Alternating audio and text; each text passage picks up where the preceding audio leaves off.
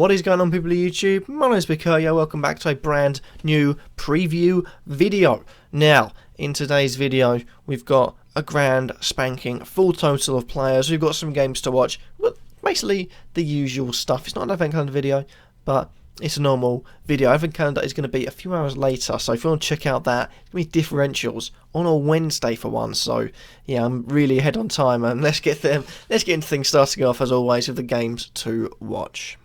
We're going to start off with Arsenal versus Stoke. Now, Stoke have been sort of silently getting better, and they're actually, if you look at their results, they haven't done half bad in the recent few game weeks. Arsenal, however, just recently thumped West Ham 5-1.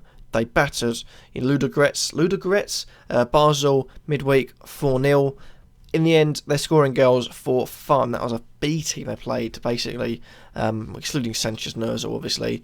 There's a lot of weaker players, and I do think Arsenal will win, but Stoke could, surprise them. Who knows? That's why it's a difficult game to call. And we've got Swansea versus Sunderland, 8-all for that one. Man United versus Spurs, going for a 1-all. Why? It's going to be 1-all. It's Man United. It's got to be 1-all. And finally, Liverpool versus West Ham. Liverpool like to score goals. They also like to concede, as we found out against Bournemouth. So again, could be quite a few goals in that one. But interesting games nonetheless throughout the whole of the game week.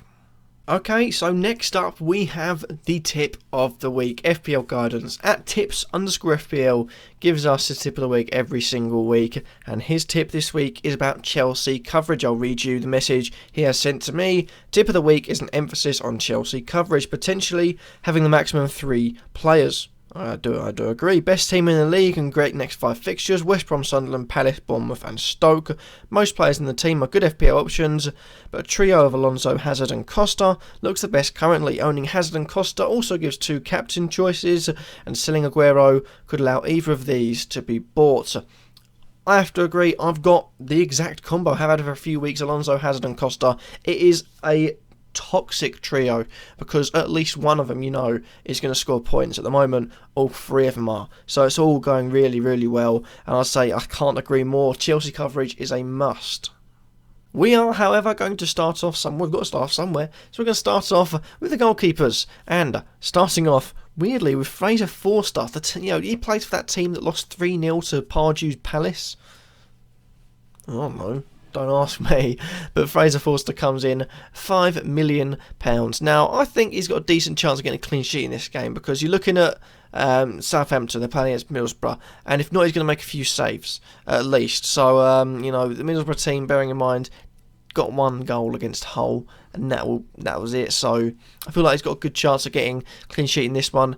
Don't write him off yet. And we move on to Petr Cech. Arsenal have got a decent amount of games coming up, so Petr Cech could be the goalkeeper. £5.5 million, one of the better options at £5.5 million. I say best than Kurtyoy. I'll explain why in a second. Lloris, however, my favourite option for a £5.5 million. He gives you stability. I think they've got the best defensive record in the league, have Tottenham, and he's definitely worth it. And he's proved against Man City, he made 6 saves, proved it can be a safety, as well as a safety if called upon. So Lloris is a really, really good choice to have. And finally, Thibaut Courtois. Now, the reason he's not the best, even though he is the highest price, he's not the best because you want more Chelsea attacking players. Costa's in form, Hazard's in form, you've got Marcus Alonso in the defence that could be good, you've got Willian who could come into the team, you've got Pedro looking good, Matic gets assists. There's a lot of attacking players you can get from them.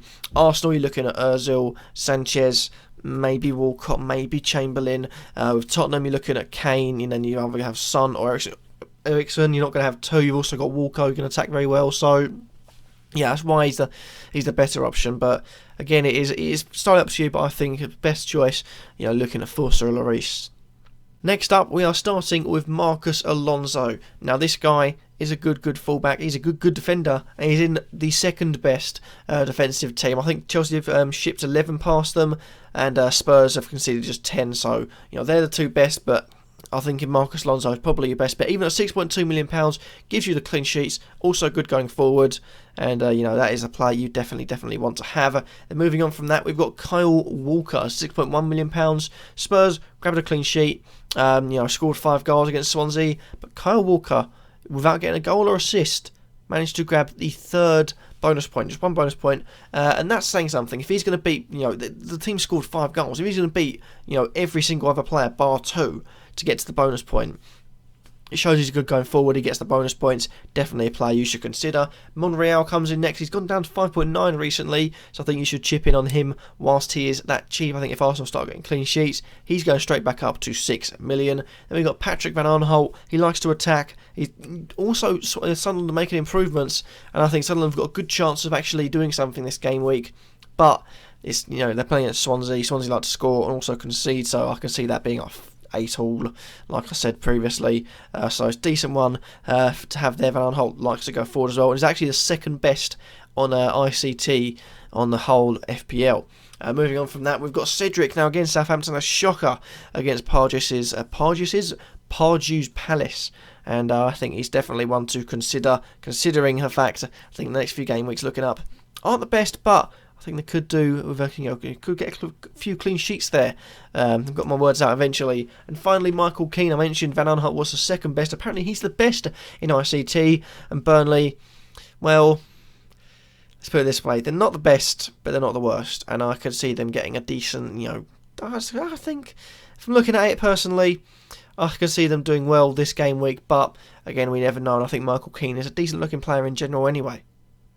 Moving on to midfielders, we start off with Eden Hazard. Now, this man is a man that, just cannot stop performing. And I think he's doing really, really well. Costa, I think, could be injured. I'm not 100% on that, so don't quote me if I don't get on that later. But Hazard is 100% fit. Haven't got European football, and I feel like he's just going to excel in his next few games. £10.4 million, but he is definitely worth it. Firmino comes in next at £8.8 million. Liverpool, they face West Ham. West Ham shipped 5 at home against Arsenal. I think Liverpool are just going to do damage, twice to the dozen at home. I think Firmino could get on the axe with goals or assists in that game.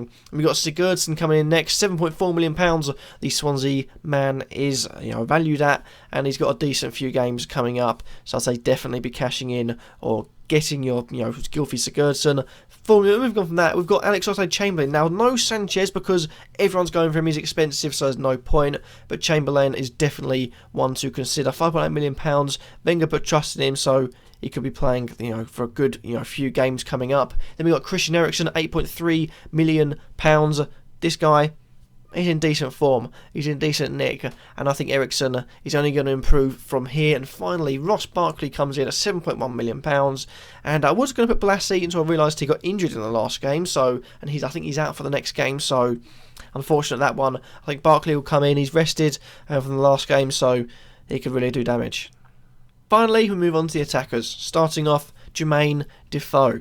Now, this guy, I said at the start of the season, he's probably one of the people you should be having in your team from the start, but people weren't having it. Jermaine Defoe.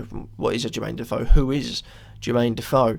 But I think I've been proven right. He's a goal scorer, and he's in a shocking team. Let's face it, the team is awful. One of the worst, if not the worst, in the Premier League. But he's scoring. He's a goal scorer, and I think that is proving itself now. And he comes in £7.7 million.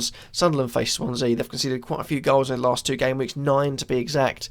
So I think he could definitely get on the axe with 1 or 2 at least goals at the weekend. Then we go on to Costa. He may have a niggle, he may be injured, but I just don't know. I don't know. I've tried to look on Twitter, on news sites, on gossip, whatever. I just can't see if he's injured. Some people saying, he's injured. Some people saying he isn't injured. And some people saying he looks fine in training. I've seen him, he looks fine. So, big mystery. But I think Costa, if he's not injured, bring him in. If he is injured, bring him in. He's just going to go up in price. And if he does play, I have 100% certainty that he will score. Although that yellow card is still looming, I think he's a new person. Moving on from that, we've got Divock Origi. Liverpool striker scored 2 in 2 and looks to be the permanent replacement, or the temporary replacement in the attack whilst Coutinho is missing. I think he's definitely looking at a goal or 2 against a rather weak-looking West Ham defence. We move on to Callum Wilson. He's owned by such a small amount of people, but he's scored a few goals this season, so I won't count him out. Bournemouth do face Burnley. I think it could be a low-scoring game, but Callum Wilson is definitely a target. They're definitely a poacher, and he's on the penalties as well. So if they do get a penalty, then he will be taking it. Austin's up next. Southampton man didn't have the best of times against Palace. No Southampton player did. But Austin will come into this game week fired up, ready to score. Hopefully, we'll be scoring, and that'll be, hopefully, the way it goes. Middlesbrough, I'm not too sure about. They did get a clean sheet, but it was against Hull, so who knows how that'll go. But finally, we've got Fernando Llorente. Bit of a risk because he might not play, but if he does play, I feel like the next few game weeks are going to be really, really good for him. £6.1 million. I think it's definitely worth a risk. And that happens to be that for this video. Thank you all for watching. Hopefully you have enjoyed. Remember to like, comment, subscribe, and let me know, are you selecting any of my players that I've suggested, or are you selecting anyone different? Let me know in the comment section down below. Also, Dilemma Centre is returning on Friday. Get your dilemmas down in the comment section down below. Could be live streamed, maybe not, who knows. But with that being said, guys, thank you all for watching. Hopefully you have enjoyed. Remember to like, comment, subscribe, and peace. I briefly forgot what hand I used for some reason.